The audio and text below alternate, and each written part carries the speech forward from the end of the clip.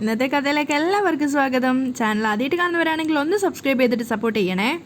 അപ്പം നമ്മുടെ ചന്ദ്ര നേരെ മുറിയിലേക്ക് വരുന്ന സമയത്ത് സുധി ഇങ്ങനെ അങ്ങോട്ടും ഇങ്ങോട്ടും തേരാപ്പാര നടക്കുകയാണ്. രാവിലെ ജോലിക്കെന്ന് പറഞ്ഞിട്ട് വീട്ടിൽ നിന്ന് പോയതാണ്. പക്ഷെ എല്ലാവരും വീട്ടിൽ നിന്ന് പോയി കഴിഞ്ഞാൽ സുധി വീണ്ടും തിരിച്ച് വീട്ടിലേക്ക് തന്നെ വരികയാണ്. ആ സമയത്ത് ചന്ദ്ര വന്നിട്ട് ദേഷ്യത്തോട് പറയുന്നുണ്ട്, നീ ഇങ്ങനെ അങ്ങോട്ടും ഇങ്ങോട്ടും നടന്നു ഇവിടെ നിന്നിട്ട്.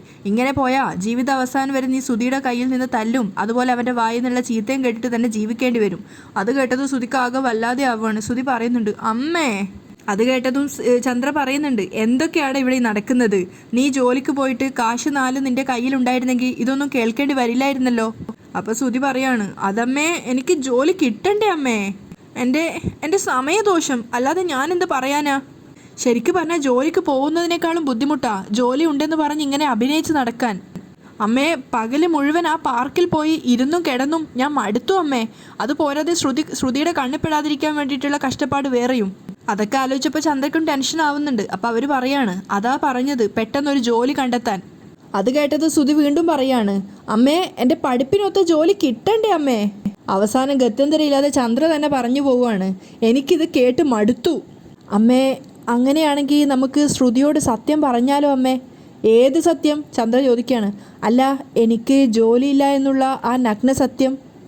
നീ ചെന്ന് പറയാം അവളോട്. പിന്നീട് അങ്ങോട്ട് നിനക്ക് ഭാര്യയില്ലാതെ കഴിയാം. എന്ത്? ഭാര്യയില്ലാതെ കഴിയാനോ?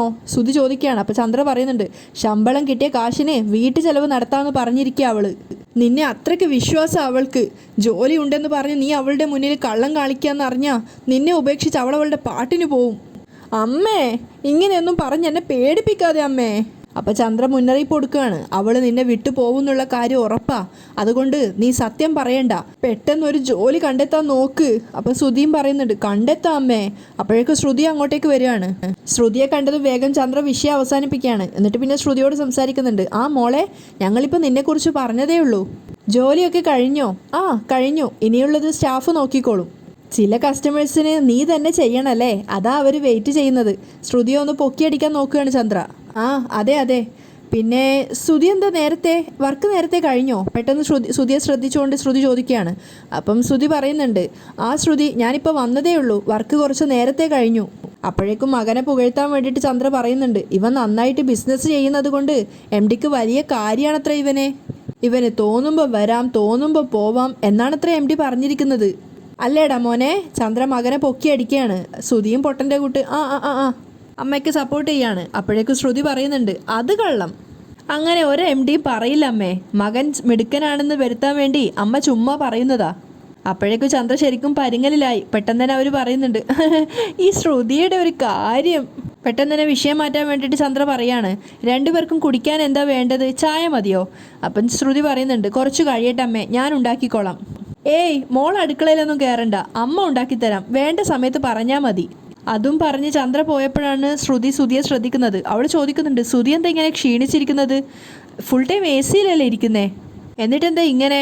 അപ്പോഴേക്കും ശ്രുതി ആകെ പരിങ്ങലിലാവാണ്. എന്നിട്ട് അവൻ മനസ്സ് ചിന്തിക്കുന്നുണ്ട്, പാർക്കിൽ AC ഇല്ലല്ലോ ശ്രുതി. എന്താ ആലോചിക്കുന്നേ? ശ്രുതി ചോദിക്കുകയാണ്. അത് ടെസ്റ്റ് ഡ്രൈവ് ഉണ്ടായിരുന്നു, അതാ ഞാൻ ഇത്ര ടയേർഡായത്. പാവം, എല്ലാം ശരിയാവും കേട്ടോ. ശ്രുതി അവനെ സമാധാനിപ്പിക്കുകയാണ്. അപ്പോൾ ശ്രുതി വിചാരിക്കുന്നുണ്ട്, എല്ലാം നീ അറിയുന്ന ദിവസം ഒക്കെ ശരിയാവും. രവി വന്ന് കയറി ഉടനെ തന്നെ ചന്ദ്രയോട് വെള്ളത്തിന് ചോദിക്കുകയാണ്. വെള്ളം കൊണ്ടുകൊടുത്തിട്ട് ചന്ദ്ര ചോദിക്കുന്നുണ്ട്, നിങ്ങൾ യൂണിയൻ ഓഫീസിൽ പോയില്ലേ? പോയിരുന്നു. അപ്പോഴേക്കും സച്ചിൻ രേവതിയും കാറുമായിട്ട് അങ്ങോട്ടേക്ക് വരുന്നുണ്ടായിരുന്നു. സച്ചിയുടെ കാറ് കണ്ടപ്പോൾ തന്നെ ചന്ദ്രയുടെ മുഖമൊക്കെ അങ്ങോട്ട് ദേഷ്യമാവുകയാണ്. അവരകത്തേക്ക് വന്നതും രവി ചോദിക്കുന്നുണ്ട്, നിങ്ങൾ രണ്ടുപേരും എങ്ങോട്ട് പോയതായിരുന്നു? ഞങ്ങളൊന്ന് പുറത്തു പോയതാ. അപ്പോഴേക്കും ചന്ദ്ര പരിഹസിക്കുകയാണ്, ഇവിടുന്ന് ഒന്നിനെ തൂക്കിയിട്ട് കൊണ്ടുപോയിരുന്നല്ലോ, അതെവിടെ? അത് കേട്ടുകൊണ്ടാണ് ശ്രുതി താഴേക്ക് ഇറങ്ങി വരുന്നത്. അപ്പോൾ ചന്ദ്ര സച്ചിയോട് ചോദിക്കുകയാണ്, എവിടെയെങ്കിലും കൊണ്ടുപോയി വിട്ടോ അവനെ, അതോ അവൻ്റെ അമ്മമ്മയെ കൂട്ടിക്കൊണ്ട് ഇങ്ങോട്ട് തന്നെ വരുമോ? അത് കേട്ടത് ശ്രുതിക്ക് വല്ലാതെ ആവുന്നുണ്ട്. പക്ഷെ സച്ചിക്ക് നല്ല ദേഷ്യം വരികയാണ്. അവൻ പറയാണ്, അവർ രണ്ടുപേരും ഒരു ലോറിയിൽ ഇപ്പോൾ ഇവിടെ വന്ന് ഇറങ്ങും, നിങ്ങൾ അവരെ സ്വീകരിക്കണം. അപ്പം രവി ചോദിക്കുന്നുണ്ട്, ആരെക്കുറിച്ചാണ് നിങ്ങളുടെ അമ്മ ഈ പറയുന്നേ? അപ്പം രേവതി പറഞ്ഞു കൊടുക്കുകയാണ്, അച്ഛാ, നമ്മുടെ ആദ്യയെക്കുറിച്ചാണ് പറയുന്നത്. ഏത്? അന്ന് ഇവിടെ വന്ന പയ്യനോ? മോള് കുളത്തിൽ വീണപ്പോൾ മോളെ ഇവനോട് പറഞ്ഞ് രക്ഷിച്ചേ? അതെ, അവൻ തന്നെ അച്ഛാ. അതിനുശേഷം രേവതി സംഭവിച്ച കാര്യങ്ങളൊക്കെ പറഞ്ഞു കൊടുക്കുകയാണ്. അവനും അവൻ്റെ അമ്മൂമ്മയും കൂടെ റോഡിലൂടെ നടന്നു വരികയായിരുന്നു. ആ സമയത്ത് വിമലാൻറ്റി കുഴഞ്ഞു വീണതും അവിടെ ഇവരെത്തിയതും രക്ഷപ്പെടുത്തി ഹോസ്പിറ്റലിൽ എത്തിച്ചതും അങ്ങനെയുള്ള കാര്യങ്ങളൊക്കെ പറഞ്ഞു കൊടുക്കുകയാണ്. അങ്ങനെ കുഞ്ഞിനെയും കൂട്ടി ഇങ്ങോട്ടേക്ക് വന്നതും ചന്ദ്രയായിട്ട് വഴക്കിട്ടതും തിരിച്ചവിടെ പോയപ്പം വിമലാൻറ്റിക്ക് ബോധം വന്നതും അതിനുശേഷം അവരെ ഡിസ്ചാർജ് ചെയ്യാൻ വേണ്ടി പണമായിട്ട് പോയപ്പോൾ അവരവിടുന്ന് പോയി കളഞ്ഞതും ഒക്കെ പറഞ്ഞു കൊടുക്കുകയാണ് രേവതി. മുഴുവൻ കേട്ടതിന് ശേഷം രവി ചോദിക്കുന്നുണ്ട്, അല്ല അവരിപ്പോൾ എവിടെയാ ഉള്ളത്? അതറിയില്ല അച്ഛാ. അവരുടെ സ്വന്തത്തിലുള്ള ഏതോ ഒരു പെണ്ണ് വന്ന് അവരെ കൂട്ടിക്കൊണ്ടു പോയിന്നാ ഹോസ്പിറ്റലിൽ അന്വേഷിച്ചപ്പോൾ പറഞ്ഞത്. അപ്പോൾ പെട്ടെന്ന് തന്നെ ചന്ദ്ര പറയുന്നുണ്ട്, അവരെവിടെ പോയാലെന്താ, നമുക്ക് ശല്യമാവാതിരുന്നാൽ മതി. അത് കേട്ടത് സച്ചി പറയുന്നുണ്ട്, പറഞ്ഞത് കേട്ടല്ലോ അച്ഛാ, അമ്മയ്ക്ക് ഹൃദയത്തിൻ്റെ സ്ഥാനത്ത് കരിങ്കല്ല, മനുഷ്യപ്പറ്റെന്ന് പറയുന്ന ഒരു സാധനം ഇല്ല. അപ്പോഴേക്കും രവി പറയുന്നുണ്ട്, നീ അത് വിട് സച്ചി, പറഞ്ഞിട്ടൊരു കാര്യമില്ല. പെട്ടെന്ന് തന്നെ ചന്ദ്ര പറയുന്നുണ്ട്, നിങ്ങൾ യൂണിയൻ ഓഫീസിൽ പോയിട്ട് എന്തായി അത് പറ, കണ്ടവരുടെ കഥ പറഞ്ഞ് സമയം കളയാതെ. അപ്പോഴേക്കും സുധിയും അങ്ങോട്ടേക്ക് വരുന്നുണ്ട്. അപ്പോഴാണ് രവി ചിരിച്ചുകൊണ്ട് പറയുന്നത്, ഒരു സന്തോഷ വാർത്തയുണ്ട്, അത് പറയാൻ വിട്ടുപോയി. ആ മധുസൂദനൻ തരാനുണ്ടായിരുന്ന 1,00,000 രൂപ തന്നു. അത് കേട്ടത് എല്ലാവരുടെ മുഖത്ത് സന്തോഷം നിറയാണ്. സൂപ്പർ, കാശ് തരുമ്പോൾ അയാളുടെ മുഖത്ത് നോക്കി 2 വർത്താനം പറഞ്ഞില്ലേ അച്ഛൻ? സച്ചി സന്തോഷത്തോടെ ചോദിക്കുകയാണ്. ഇല്ലടാ, അതിനുള്ള അവസരം കിട്ടിയില്ല. കാശ് അദ്ദേഹം യൂണിയൻ ഓഫീസിൽ ഏൽപ്പിച്ചിട്ടാ പോയത്. അവിടെ പോയിട്ടാ ഞാനത് കളക്ട് ചെയ്തത്. അപ്പോൾ സച്ചി ചിരിച്ചുകൊണ്ട് പറയാണ്, അച്ഛനെ അയാൾക്ക് ഫേസ് ചെയ്യാൻ പറ്റാത്തത് കൊണ്ടാണ് അയാൾ അങ്ങനെ ചെയ്തത്. രവി ബാഗ് തുറന്ന് പണം എടുക്കുമ്പോഴേക്ക് സുധിയും ശ്രുതിയും കൂടെ അങ്ങോട്ടേക്ക് അവരുടെ അടുത്തേക്ക് പോകുന്നുണ്ടായിരുന്നു. അയാൾ പണം എടുത്ത് കൈ പിടിച്ചതും സുധിയും അതുപോലെ തന്നെ ചന്ദ്രയൊക്കെ കഴുകന്റെ കണ്ണുകളോടാണ് പൈസയെ നോക്കുന്നത്. സച്ചി അമ്മയും മോനെ നോക്കുന്ന സമയത്ത് രണ്ടുപേരും പണത്തിന്റെ മുകളിൽ ആർത്തിയോടെ നോക്കുന്നതാണ് കാണുന്നത്. അത് മനസ്സിലായിട്ട് തന്നെ സച്ചി വേഗം അച്ഛനോട് പറയുന്നുണ്ട്, അച്ഛാ കാശ് വേഗം ബാഗിലിട്ടോ, കഴുകന്മാര് വട്ടയിട്ട് പറക്കുക. സുധിയെയും ചന്ദ്രയെയും ഉദ്ദേശിച്ചുകൊണ്ടാണ് അവനത് പറഞ്ഞെന്നുള്ളത് എല്ലാവർക്കും മനസ്സിലായി. കൊത്തി എടുത്തോണ്ട് പോവും. സച്ചി പരിഹസിക്കുകയാണ് അവരെ. ബാഗിൽ വെക്കച്ചാ.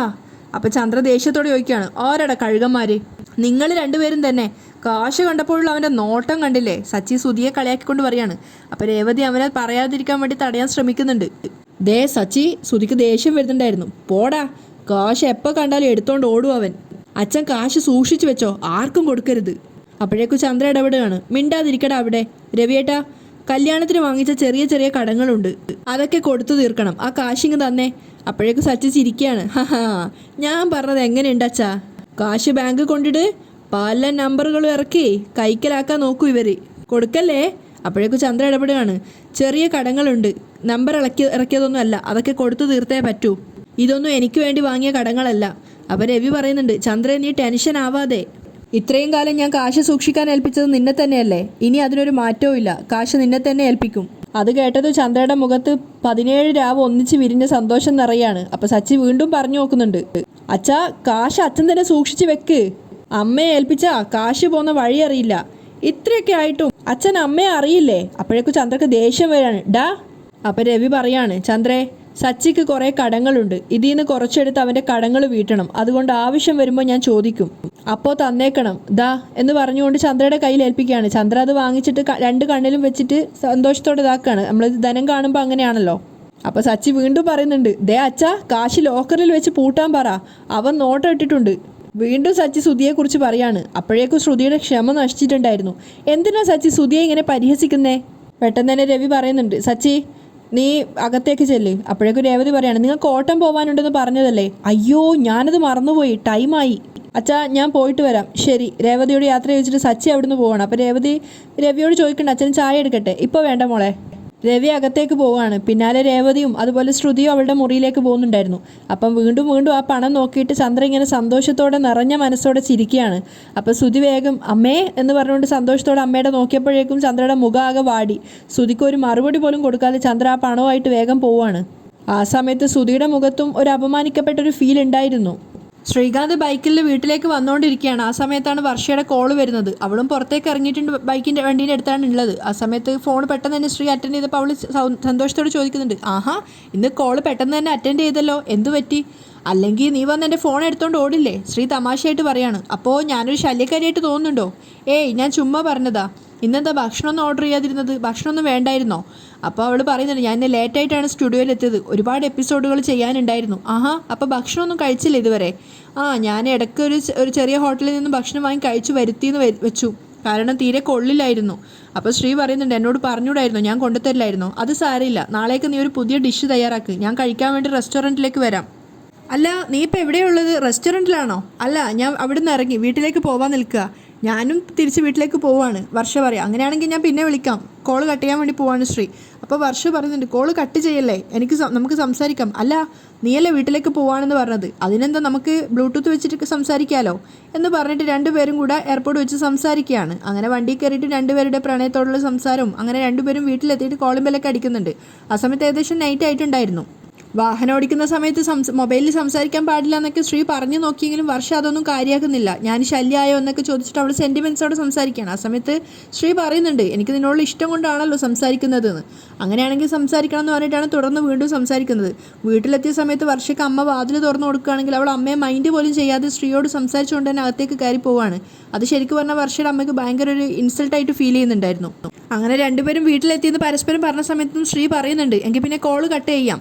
അയ്യോ അത് വേണ്ട, നമുക്ക് സംസാരിക്കാമല്ലോ എന്ന് പറഞ്ഞിട്ട് വർഷ വീണ്ടും സംസാരിക്കുകയാണ്. അങ്ങനെ ശ്രീ ഫുഡ് കഴിക്കാൻ ഇരുന്ന സമയത്ത് അവൾ പറയുന്നുണ്ട്, ഫുഡ് ഞാൻ ഒന്നിച്ച് കഴിക്കാം, ഞാൻ എടുക്കട്ടെ എന്നൊക്കെ പറഞ്ഞിട്ട് കോൾ ഹോൾഡ് ചെയ്യാണ്.